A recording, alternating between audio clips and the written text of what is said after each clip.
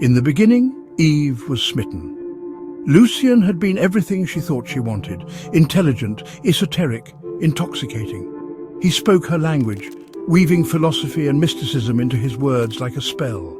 He mirrored her soul, reflecting back all the things she dreamed of seeing in a partner. He played the role of the enlightened man, the one who understood her depths, who could stand beside her in spiritual battle. And she fell hard. She was enchanted. But enchantments, they always wear off. It happened all at once. One moment, she was in love, seeing him through rose-colored visions, believing in his potential. And then, one day in the shadows, she saw it, the pattern, the thing behind his eyes, the undeniable, sickening truth that made her stomach twist in a way that could never be undone.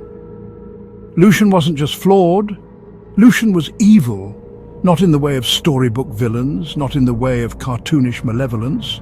No, Lucian was the real kind of evil, the kind that pretends to love while plotting your destruction, the kind that smiles as it drains the life out of you, the kind that gaslights you into believing your pain isn't real while sharpening the knife behind your back. And she could not unsee it. Lucian didn't just want Eve's love, he wanted her life, her gifts, her light, her future. He wanted it all, because deep down he knew what he was: a husk, a fraud, a man who had long since sold his own soul for temporary pleasure. And standing next to Eve, he saw everything he could never be. So he did what the envious always do. He tried to steal her destiny for himself. He copied her words, her thoughts, her spiritual insights, regurgitating them as if they were his own. He absorbed her energy, using her as a battery, draining her while claiming to be the enlightened one. He tried to rewrite the narrative, making himself the chosen one, the powerful one, while reducing her to nothing more than a vessel for his ascension. But the divine does not allow a fraud to wear the robes of the sacred. And so, his plan failed. And when he realized he couldn't become her, he decided he would destroy her instead. Lucian didn't need daggers, he didn't need fists.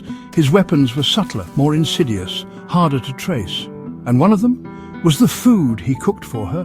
At first she thought she was paranoid.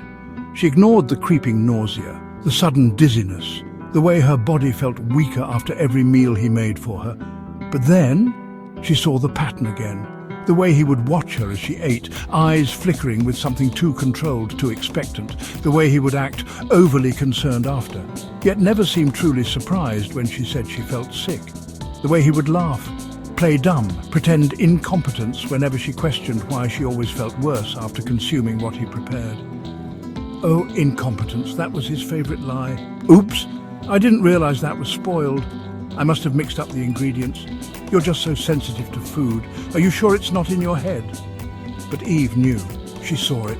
She felt it. He was trying to kill her slowly, weakening her, draining her, so that by the time she realized what was happening, it would already be too late. But Lucian underestimated her, because Eve was no fool, and no woman of God lets a demon feed her to death. Lucian didn't just betray a woman. He betrayed an earth angel. And the worst level of hell is reserved for those who betray the divine. He could have chosen redemption, he could have chosen healing, but instead he chose to defile the sacred. And now he would suffer the consequences. Lucian had tried to make Eve Babylon, but instead he had exiled himself to the wasteland. Eve was free, untouched, reborn, and Lucian was balding, diseased, and drowning in his own filth. Because Madre does not forget, because justice is real, because karma is patient but it never fails. And because Eve won. She was always meant to win, because she was never meant to fall. Eve walks free, Lucian is damned. The future belongs to the righteous.